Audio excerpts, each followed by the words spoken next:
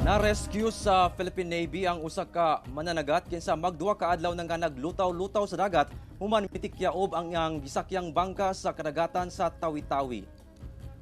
Gilayong rescue sa mga personahe sa Philippine Navy ang usa ka mananagat kinsa nasiplatan nga naglutaw-lutaw gamit ang usa ka styrofoam duol sa Andulingan Island, Sitangkai, Tawi-Tawi, Miyerkules sa buntag. Gihagbungan nila kini og life ring o gigiyahan pasaka sa barko sa Philippine Navy. Ang maong mananagat na ilan nga si Rocco Sambas, 40 anyos og residente sa barangay Tandubanak, Sibuto, Tawi-Tawi. Matud sa Naval Forces Western Mindanao, nag-inusara kining nanagat duol sa Sibuto Island niadtong December 2. Apan, gumikan sa hapak sa dakong balod atol sa pagdaot sa panahon. Mitikyaob ang bangka nga gisakyan niini hangtod nga napadpad duol sa kadagatan sa Sitangkai. Anana sa mayong kahimtang ang maong mananagat, human kini giatiman o gitambalan ang iyang minor injuries una gidala balik sa iyang kabanay.